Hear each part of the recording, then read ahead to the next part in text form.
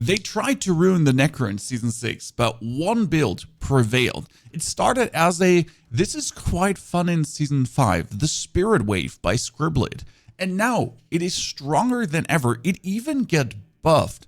While Blood Surge is still working but more or less in the dust compared, and Sever is finally rising, Spirit Wave is absolutely shredding everything. Tormented Bosses, Uber Lilith, Pit 100, the new max, being blasted into pieces. All other Necro builds are essentially great for leveling to the point where you get your first Blood Artisan's Cuirass, because this is the centerpiece of the build. You need this, and then you can start flying. Now, how does it work and what did get buffed? Spirit Wave is a pretty simple concept. You're spamming Blood Wave with 0 cooldown, and now Blood Wave gives you 6 Blood Orbs per wave instead of 3. 18 Blood Orbs per triple wave, and every 3 orbs summons a Bone Spirit out of your chest. That does billions, up to billions of damage. Yes, the highest I've seen so far is 34 billion versus a demon. That's important because of the helmet you're wearing. And in order to consume these blood waves, you're throwing your blood lance that eats them up, and you're just with super attack speed shooting out spirit after spirit with 0 cooldown waves. It's crazy. Now, how did this get buffed? Number 1 is a new temper. Chance for Bone Spirit to deal double damage. And as that is our main damage, as Bone Spirit is essentially everything we're packing and putting out, being able to randomly just have them deal double damage. You deal 700 million, well, that's a 1.4 billion. You deal a 2 billion, well, that's a 4 billion. I'll take it. And the second thing is the boosting of the aspects. You might not know this, but every single aspect is now stronger than ever. The aspect of reanimation used to be 40% bonus damage, now 45. That's only 5% more, not much. And the aspect of torment is now 195% instead of 170%. And there's one that is so incredible for this build, because you're going to be picking up blood orbs. And in this case, it's blood orbs for cooldown reduction. This one used to stop at 2.5 seconds. Now it's every blood orb pickup reduces your ultimate cooldown by 3 seconds. And if you do put this on your amulet, we're getting a cooldown reduction of 4.5 seconds per blood orb. Let's think about it. One blood wave makes 18 blood orbs. 18. That's a significant amount of cooldown reductions while you're picking them up. In fact, it's longer than the cooldown blood wave even has. It's 36.76 seconds, and I'm missing 2 tempers for ultimate cooldown reduction as well. So can bring this even lower to spam this blood wave like there's no tomorrow. But hold on, that's not the only thing, because there's also runes. And since we're spamming our core skill, cast a non-channeled core skill kinda makes sense. But there's an even cooler one we can use to activate our runes. And that would be Zan. Cast an ultimate skill to gain 150 offering. And well, we're casting our ultimate skill every 2 seconds roughly. That's crazy. And the effects we're activating couldn't be cooler. I mean, look at the bottom right, how quick we're essentially getting both of these effects essentially go popping.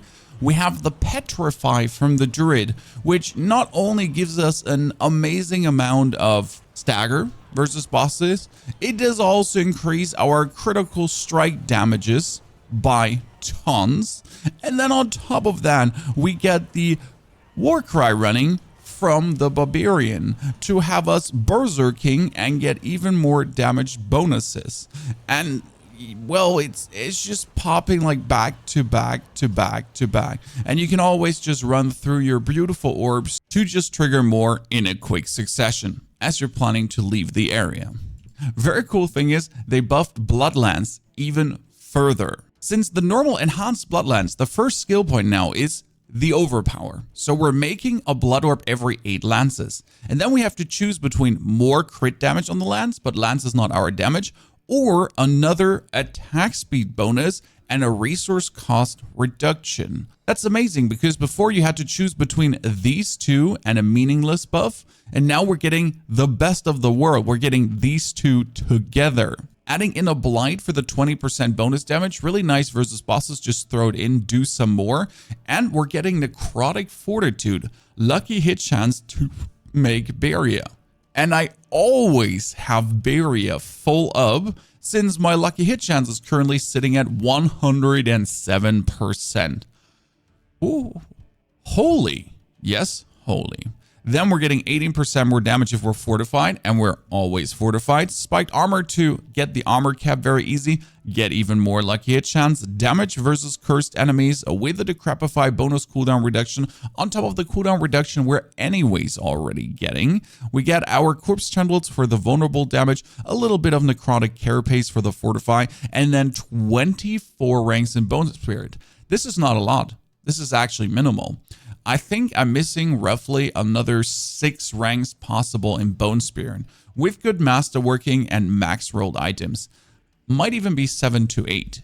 Then we increase the crit chance to be 100% at 100% crit chance, plus getting even more damage as we critical strike with the Bone Spirits, and then more damage versus vulnerable. With our Blood Wave having 5 ranks in for the ultimate cooldown reduction, technically you could yoink these points out to make even more blood orbs, for example, or to put some points into Death Embrace as you're standing close to enemies for some damage reduction and bonus damage, or even more movement speed. These are all options that you could use if you feel like it. Then as we're spamming our Blood Wave, we consistently get 15% more damage. Yep, so this happens every 5 seconds at least, so this 15% more damage is fixed. And lastly, we're actually taking ossified essence as we're always full of essence. Our globe is always full. And that means that our bone spirits will deal 39% multiplicative more damage. Might actually have to make sure that you get a little bit more maximum resource, but I wouldn't lean out of the window for it. It's just a fixed multiplier that you're getting like that. You could take affliction as well for that 15% damage. But ossified essence is a wee bit higher. And again, bone skills, bone spirits, that's our main damage. Now the trick with the build is to get as much maximum life as humanly possible. Because the Blood Artisan's Kara states following: when you pick up 3 blood orbs, a free bone spirit is spawned, dealing bonus damage based on your current life percent. Have more is better. Tried this out with less life and more life, and the damage just goes up. Interestingly enough, blood orbs restore essence is so nice for this build, as you're essentially able to squish your resource cost with the Ring of Starless Skies, and then you're able on top of that to just simply restore your essence with the blood orbs that you're producing. And you need this as low as possible. It needs to be 3 blood orbs for a spirit, or your chest is useless. The rest of the stats doesn't matter. You want Bone Spirit obviously as high as possible, as I only have 3 ranks here, but I could have 4 ranks.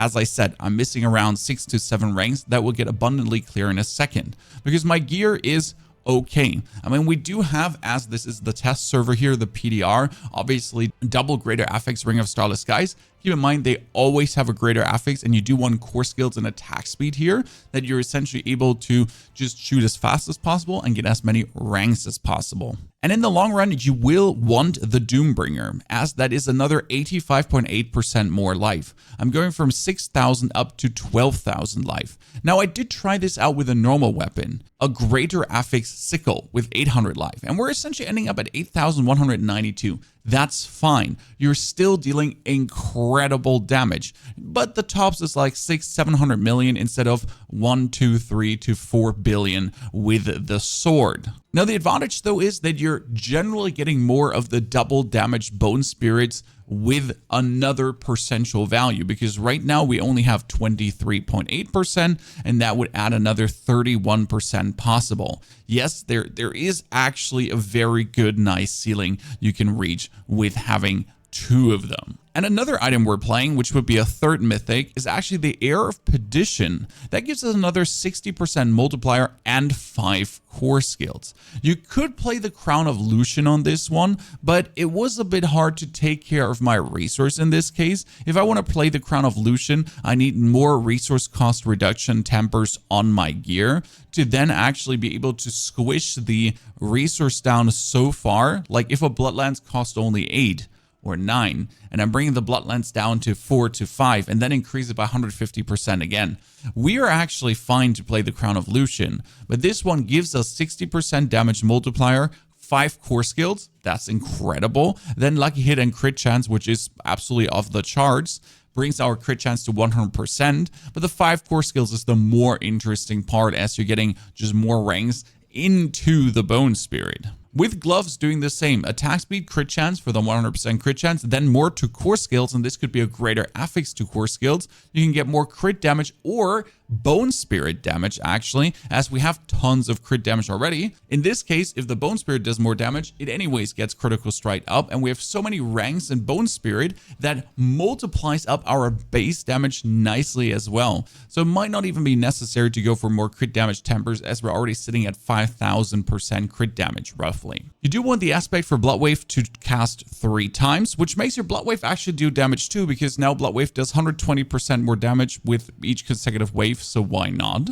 And if you're not reaching the armor cap, you could take Juggernaut for bonus armor or Disobedience, but right now we're just taking Dazed, as we have tons of lucky hit chance to daze our enemies, more stagger, and more damage multiplier as well. Now we do need to get resistance to all elements on the pants to kind of resistance out, and also the total armor percentage. Plus there's Bone Spirit Explosion size, that every spirit actually hits harder. And that's a utility temper now, so this can go on your pants and on your boots. Your boots in this case giving you more ranks to Bone Spirit, and that could be 4, again a rank missing there. Greater affix, it could be 6, so why not? Corpse Tendril size or Bone Spirit Explosion, and since we want to automatize the build, we actually put Decrepifying Iron Maiden Curse Aura on this, as we're constantly living in our enemies. The amulet is the Blood Orb's ultimate cooldown reduction, 100%. Then we get maximum life and attack speed on here, and you kind of want to have imperfectly balanced, because that would straight up give us another huge damage increase. Or alternative, we could be aiming for Evulsion, since that is going to add another multiplier nicely to our Bone Spirit. Compound Fracture, yeah sure, Compound Fracture could be an option as well. And what you do want to temper is ultimate cooldown reduction, and then again Bone Spirit damage or critical strike damage. The ring goes in the same direction: attack speed, crit chance, max life, and then crit damage, Bone Spirit damage, and resource cost reduction or ultimate cooldown reduction, whichever the one you actually need to keep things up. With the Ring of the Starless Skies, if you don't have the Ring of the Starless Skies, the resource management is still absolutely possible, as you're consuming these blood orbs to restore essence. And if you just have more resource generation as well instead of resource cost reduction, every blood orb would restore more essence. If I have another 50% resource gen spread around my items, then it's not 12 more, it's 18 per orb consumed. Lastly, for the offhand, again, crit chance, even though we're kind of having too much crit chance at this point, and you need that Bone Spirit temper, that Bone Spirit temper needs to be masterworked with Bloodlance eats blood orbs, that you're actually getting these more blood orbs and just eat them up consistently. As the Band of Serration, our ring is actually having the Ossify Key passive also increases the critical strike damage of your bone skills for 1% per essence above 50. So if we cast with 95 essence, as we do consistently, we do actually get more damage. You might even consider, instead of crit chance on this item, to get the maximum resource, because if you do get maximum resource on this one, it's going to be 22, and then you can masterwork this up further, and with the increase of resource, our key passive is also increasing our damage even further. I mean, it's a free multiplier, and if we max out on crit chance, that might be a better item to look for. Now, the Paragon board provides us insane values, insane bonuses. I mean, first we get the Essence Glyph, which gives us, as a legendary version, another critical strike damage increase by 28.5%. Holy hell. And 900% critical strike damage in total. Yep, I know, crazy. we're taking the bone graft to essentially increase our maximum essence like crazy. And then we put in the sacrificial glyph, as this is giving us 10% more damage and 20% more damage multiplicative. And it's boosting all the additive damage here by 600%. Why would we not do that, right? Why would we not take another 150% crit strike damage, another 30% bone critical strike damage? Sure, we'll just choose this out. Then to the right side into the Blood Begets board, because there is double maximum life nodes in the Blood Begets board. Yeah, for some reason there's max life and max life in there. As well as you can take the control glyph to get even more damage for picking up blood orbs and even more damage while healthy. That is to the left side into frailty for another 40% multiplier, which does actually boost the build a lot. And then we're getting the eliminator that gives us 10% more damage and 28.5% more damage, as we're picking up also a lot of bonus intelligence to just boost our all resistance, with a Send of Death board for the damage reduction or bonus damage, but mostly the damage reduction as we always have corpses close by. And then lastly, the corporal glyph to actually give us more damage to injured, more damage overall, and then a 10% bonus damage plus another 20% bonus damage with the bonus maximum life and damage reduction from vulnerable enemies. Yes, Necromancer can finally have damage reduction actually in the Paragon board. And with the rest of the points, you can essentially fill out every single other additive node that's missing. More critical strike damage, more shadow damage, more damage against crowd-controlled enemies, even more armor, essence on kill. There is more damage while healthy. There is blood orb healing. Here is potion healing and life per second if you need it. That's more damage with blood orb pickup. That's more damage. You can fill out every single node here to actually feed the eliminator glyph like crazy, because it increases every normal one. If I pick up one int node, it's increased by 624%. Why not?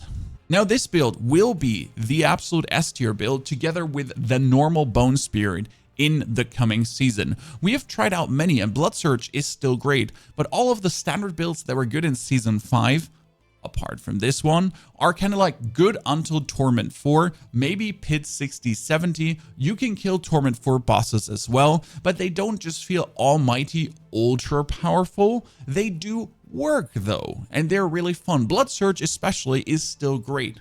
But the amount of gear investment, like with the same level of gear I have right now, I'm doing 100 to 150 million damage per surge, while I'm doing here 600 to 700 million damage per ghost, and I do more ghosts than I do surges in any singular way, and I can do up to billions of ghost damage.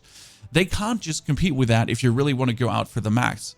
But honestly, if Spirit Wave is the #1 build and I can max out Spirit Wave, I think I'm going to be very happy with the Necro, how it is in Season 6, and just put more time into the Spiritborn.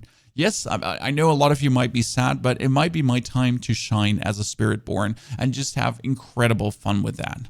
Now, what do you think? Spirit Wave, something you would be enjoying, something you'd love to see? There's also a Sever build coming that can really easily transition you into Torment 4, but again, that one caps also out at 50 million to 100 million maximum critical strikes.